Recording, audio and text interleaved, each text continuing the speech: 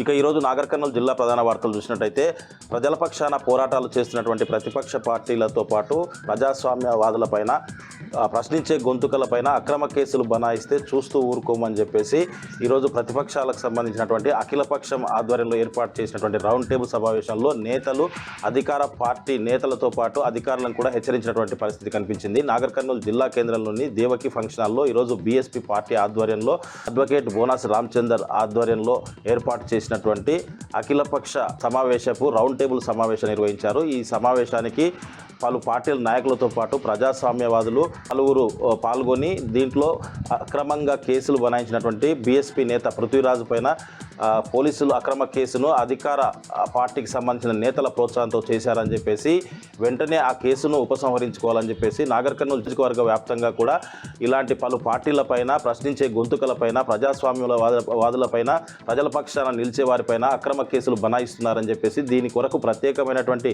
Meeting ఏర్పాటు చేసుకొని ప్రభుత్వం పైన పోరాటం చేస్తామని ప్రభుత్వ పెద్దలు ఎవరైతే ఉన్నారో వాళ్ళ ప్రోత్సాహంతోనే పోలీసులు కూడా అత్యుత్సాహం ప్రదర్శిస్తున్నారని చెప్పేసి ఇప్పటికైనా అక్రమ కేసులు బనాయించినవన్నీ కూడా ఉపసంహరించుకోవాలని, లేని పక్షంలో పెద్ద ఎత్తున ప్రభుత్వం పైన పోరాటం చేస్తామని చెప్పేసి కూడా అఖిలపక్ష నేతలు ప్రభుత్వాన్ని ఇటు అధికారులను కూడా హెచ్చరించినటువంటి పరిస్థితి కనిపించింది.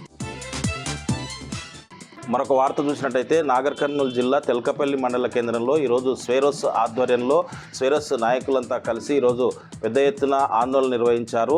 వొకేషనల్ కోర్సును ఎత్తివేయడంపై వాళ్ళు తీవ్ర స్థాయిలో విమర్శించినటువంటి పరిస్థితి కనిపించింది. గతంలో కేసీఆర్ ప్రభుత్వం ఉన్నప్పుడు ఆర్ఎస్ ప్రవీణ్ కుమార్ ఆధ్వర్యంలో వొకేషనల్ కోర్సు చాలామందికి కూడా ఉపాధినిచ్చిందని చెప్పేసి ఉపాధిని ఇవ్వడంతో పాటు చాలామంది కూడా జీవితాలు సెట్ అయ్యే విధంగా ఉందని చెప్పేసి ఇప్పుడు ఆ వొకేషనల్ కోర్సు తెల్కపల్లి లింగాల్లో ఉన్నటువంటి వొకేషనల్ కోర్సుకు అడ్మిషన్ కూడా ఇవ్వకుండా ఎత్తేయడం దుర్మార్గమైనటువంటి చర్య అని చెప్పేసి కూడా వాళ్ళు ఆరోపిస్తూ పెద్ద ఎత్తున తెల్కపల్లి మండల కేంద్రంలోని ప్రధాన రహదారిపైన బైఠాయించి స్వేరోస్ నాయకులు నిరసన తెలియజేయడంతో పాటు ధర్నా నిర్వహించారు. రోడ్లన్నీ కూడా స్తంభించిపోవడంతో వాహనాలు భారీగా నిలిచిపోయాయి.